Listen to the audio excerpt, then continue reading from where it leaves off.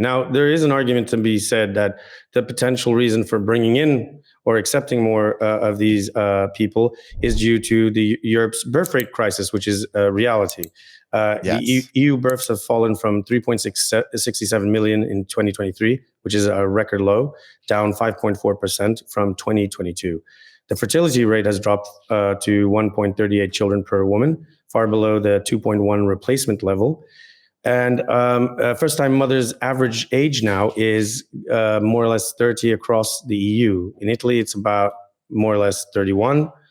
And many countries are now joining the ultra-low fertility club at about 1.35, I think, children per woman.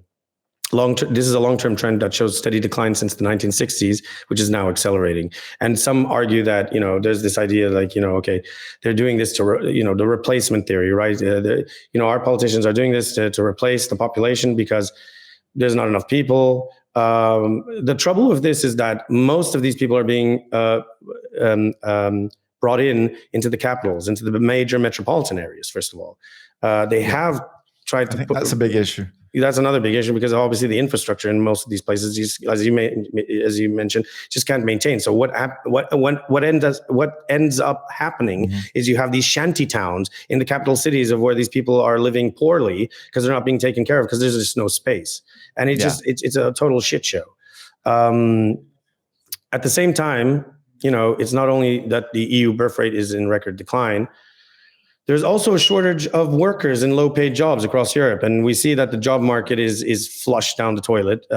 Youth unemployment rises. Again, there's no focus on trying to repair the problems, within the countries. Instead, it's always more focus on funneling money into external projects like the defense plan and God knows what else, or all these things.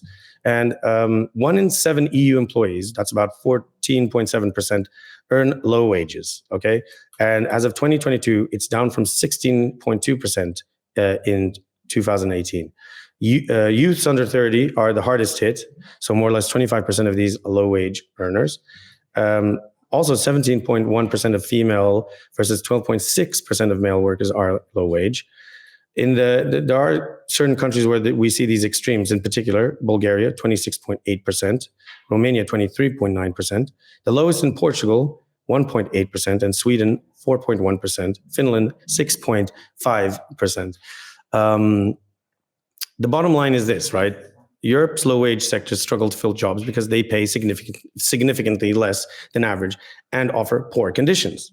So what this results in is, guess what? Those jobs are being handed over to the desperate. These illegal immigrants or asylum seekers or whatever, because they'll do it because they're trying to find a way to stay and get away, right? So then you obviously have a conflict of interest going on. So this is my point. Like there's like the low wages are part of the problem. The job market is flushed, right? And at the same time, the birth rate is declining too. So it doesn't look like there's many prospects. And instead, it's like the go-to answer is just like, oh, well, you know what? It's okay. We just, it's like you said, it's like Amazon almost. It's like, oh, you ship in people.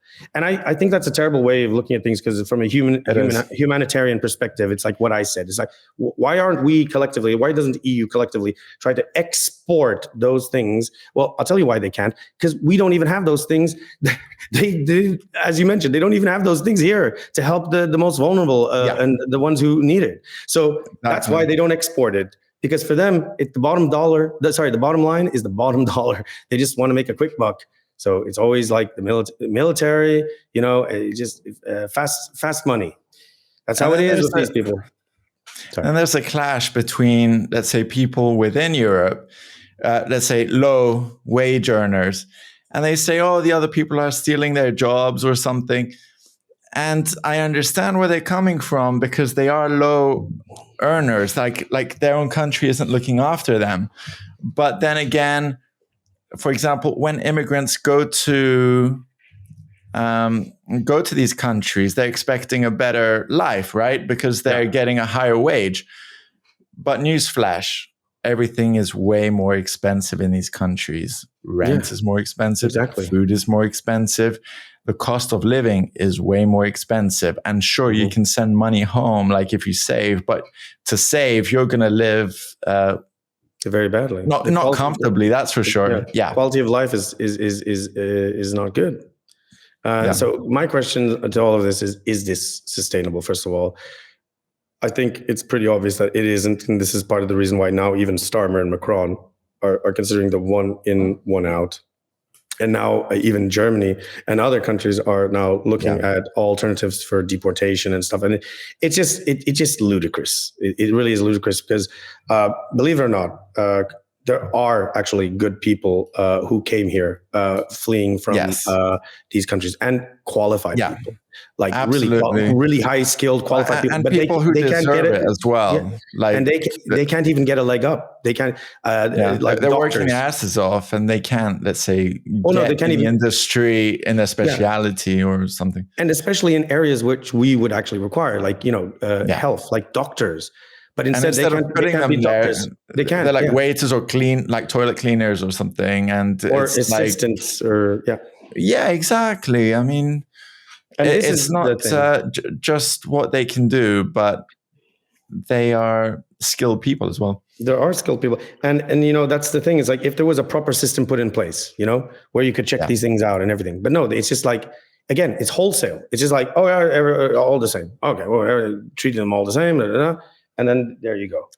But let's not go that far. Like, aside from immigrants, like people within European countries, like a lot of them have degrees and stuff, and let's not even talk about like whether they can find a job in their field. I mean, what's the point of having degrees if you can't find a job? Sure, you're educated and stuff, but does it help you like get a job not anymore. or earn a wage? Market. There's no job market because the job market is screwed. There's like no alignment in this. Like, the demand and supply is completely skewed. There should, like, in my opinion, there should be like apprenticeships whereby if you study something, automatically you go into that field, you have a job, and you use your knowledge to actually advance that field. Yeah. Like, why, for example, are you going to study something completely irrelevant when there's not a job for it? Unless you want to do it for fun, or if you want to do it for yourself, to better yourself.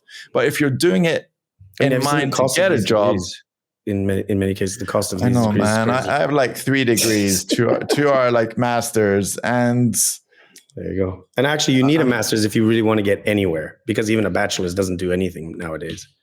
Yeah, but still, even masters, they don't really care. Yeah, because there are other people who don't even have degrees, and they are accepted through other means, like they know someone, like the social aspect of society probably takes them further than any degree ever would. And that is not taught in schools. This is why you have this thing called the eternal student, because they just keep going, studying and studying, PhD, and they get stuck in that forevermore, like. Well, we have that in Europe. Like, a lot of students are like, do it like till they're 30 or 40 or something. Yeah, and then they retire. They become a professor or something. What else can you do? Exactly. You can't find a job, so you become a professor.